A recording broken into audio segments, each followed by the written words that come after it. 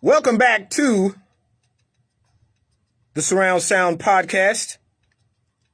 I am your host, R. Hunter Jr., the truth and not a rumor. Make sure you check out our sponsor, 901 Restoration Kings, and that's Kings with an S, on all socials. Today, the sign of the times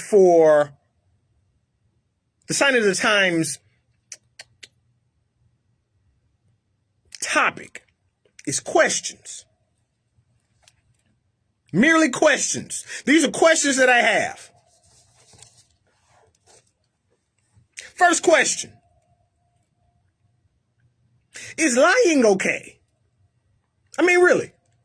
Like, we really just need to make it okay or not. Either it's okay to lie or it's not.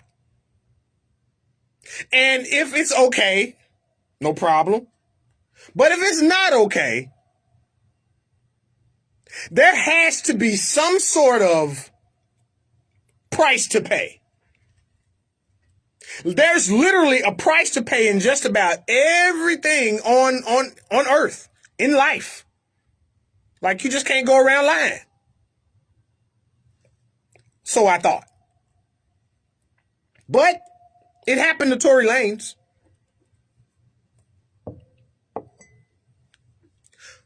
Meg Thee Stallion, flat-foot, lied on Tory Lanez and said that Mr. Lanez had shot her in the ankle. And somehow, until she just flat-foot said that it was a lie, it was the truth. I mean, I ain't see nothing. I didn't see anything, but I'm not the judge. But I ain't see any doctor's notes. I ain't see any lab results. I ain't see an X-ray chart. I ain't see a bullet casing. None of it. Now, mind you, I'm not the judge, nor the jury, nor a lawyer, so it's okay. But the fact that none of these things were exposed to media, it's kind of interesting to me. I mean, we get everything else. Another story for another day. Well, it also seems like there's a little bit of lying going on, or some type of molding of the truth with the good people at Twitter and Elon Musk. Musk said he wanted to buy it. They was like, no, you ain't gonna buy it. And they, for all intended and purpose, they put an embargo on Elon Musk. I'm not saying it's good or not good for Elon Musk to be the owner of Twitter. I'm not. That's for somebody else to say. Hell, the man might need to buy Facebook so he can keep me out of Facebook jail. No story for another day. Because I think they're just going to ban me if I use one more song that I'm not supposed to.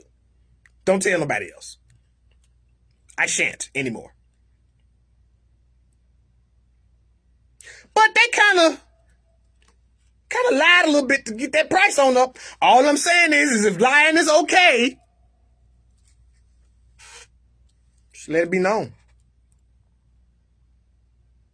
Next up, next question. What makes a citizen a citizen? The Tennessee Congress had to pass a law saying you cannot discriminate based on hair. So what the hell make a citizen then?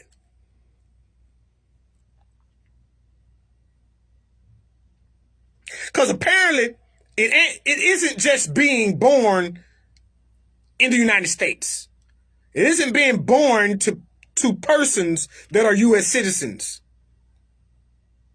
That's not it. Well, once again, what makes a citizen a citizen? Now, okay, United States got 50 states, okay? Well, it's not just 50 states, people. The United States has territories. I think you got Guam is one. Probably some, American Samoa. I don't know. They might not be, but I know it got America in it. I'm sure if it's not, Troy will tell me that it's not later. It's my human Google. But then you got Puerto Rico. I know that they're a territory. I know how they got to be a territory. I know what their purpose was in being a territory. And I know that they are governed by the United States. But for some reason, the Supreme Court ruled that certain benefits of the federal government, they don't deserve.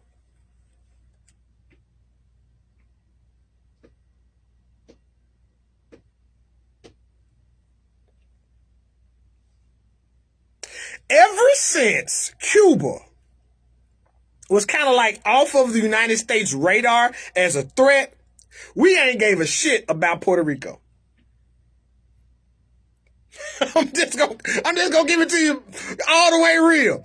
We have not cared about Puerto Rico since Cuba was kind of like off the radar. And honestly, that's the reason why Puerto Rico is governed by America. We didn't want them to, feel the ill effects of Fidel Castro. No, and more no. We just wanted to set up some tanks and missiles and all that over there in Puerto Rico, just in case Fidel thought that he was going to bomb Miami. Another story for another day. But I just want to know what makes a citizen a citizen. I mean, if you're in jail, does that make you not a citizen? Well, it looks like we had to have two gentlemen that don't even stay in Mississippi go and push for prison reform in Mississippi. And most notably, the Mississippi State Penitentiary, also known as the Parchment. The Parchment don't even sound like something that you would want to stay at. But since they're, almost just indentured servants at that point, being that they're incarcerated, I guess we shouldn't care, or they're not citizens. Makes me go back to thinking is lying okay. Just tell me if it is, so I can know how to proceed from there. Lastly, my last question is, what are you worth? Like, what are you worth? What are you worth?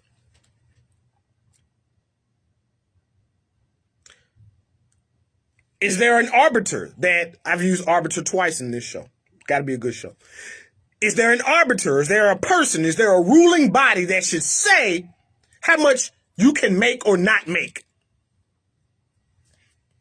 at your job? There's been a lot of talking about one Ben Simmons. This dude ain't been to work in about a year and a half. I'm willing to bet he's spending the money, though. But apparently that's what he's worth.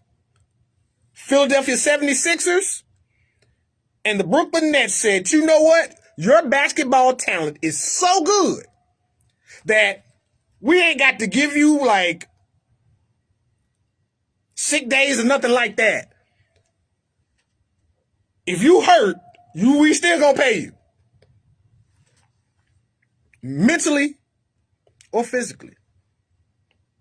Well, let's matriculate on down to Deebo Samuels and AJ Brown. What are you worth? Now, Deebo Samuels has accounted for somewhere between 75 to 80% of the offense. But for some reason, I don't think he's going to get 75 to 80% of the money that is allotted to offensive players. Of course, a lot more goes into it than just the yardage. I mean, Hell, he's a wide receiver, so he got to get somebody to throw it to him. He's a running back. He got to get somebody to block for him. But in that is what I'm saying.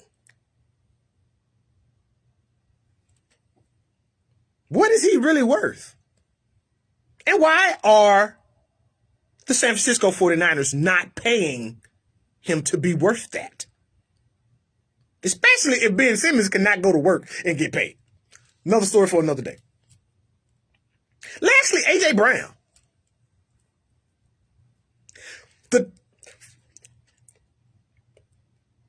From the account that I read,